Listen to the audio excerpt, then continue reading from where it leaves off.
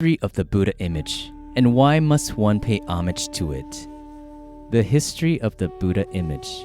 After the Lord Buddha's attainment of complete Nibbana, Buddhists wanted to have something to remind them of the Lord Buddha. It was the reason Buddha images began to be created from such materials such as stone, ivory, and wood. These images were also sculpted or cast from different alloys. The Buddha image thus created reflect the uniqueness, the values, the customs, and traditions of each region. The face of the Buddha image tends to look like the native of that particular region. For example, the eyes of the Buddha image in China tend to be slanted, while those in India tend to be round. The world's first Buddha image. For a long time in the history of Buddhism, there were no Buddha images at all, because Buddhists feared that they might earn demerit if the Buddha images they created did not look exactly like the Lord Buddha.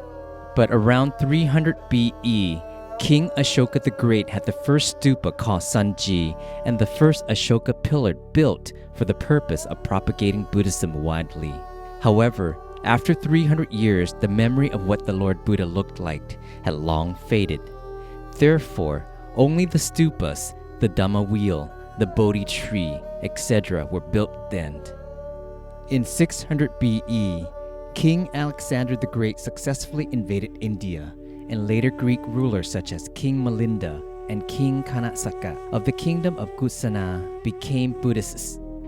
The Greeks in that region created Buddha images in the style of the Greco-Buddhist art. The Buddha image was created with an aura and a Caucasian facial feature, wearing a thin robe which clung to the body.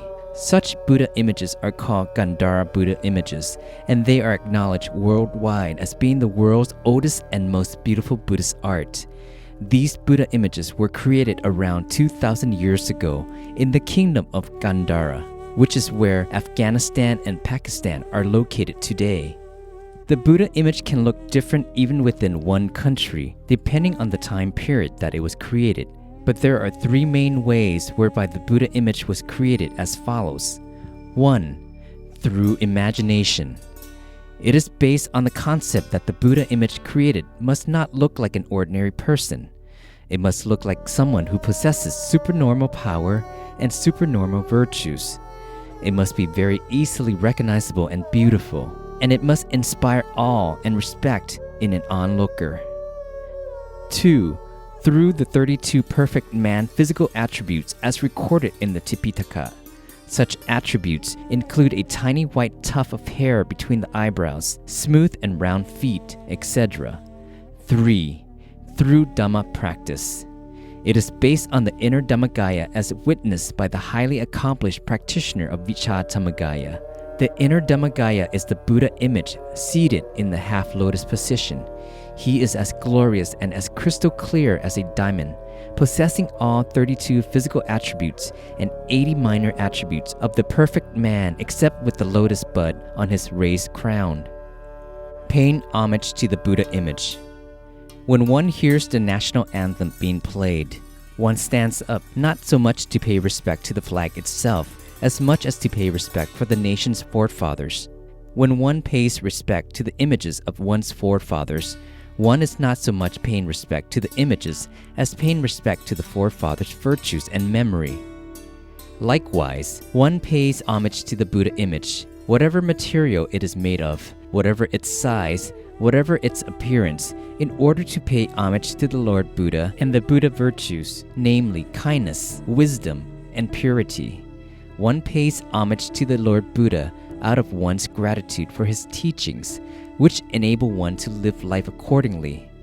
One pays homage to the Lord Buddha for being the role model of wholesomeness and purity. Is it a matter of blind faith when one pays homage to the Buddha image?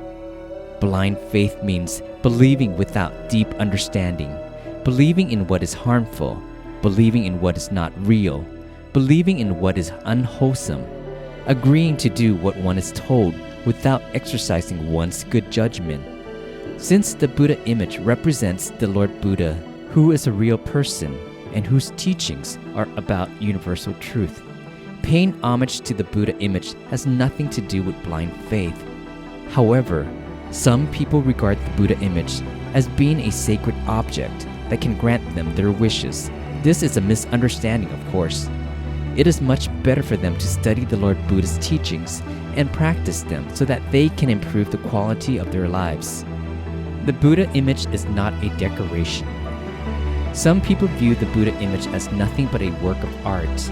In some places, the head of the Buddha image is placed on the ground as a decoration for visitors to come and pose beside it. When visiting ancient sites containing Buddha images, visitors pose with the Buddha images by sitting on its lap, touching its head, etc. These acts are highly inappropriate and disrespectful. The Buddha image should be appropriately placed on a clean and proper stand high up from the ground or in the altar room where one can pay homage to the Buddha image, chant, and practice meditation. The Buddha image is a reflection of the highly elevated nature of the Lord Buddha. The sight of the Buddha image works to elevate the mind of its onlookers, help them to feel tranquil and serene, and motivate them to pursue perfections after the manner of the Lord Buddha, for the purpose of attaining eternal bliss, which is Nibbana.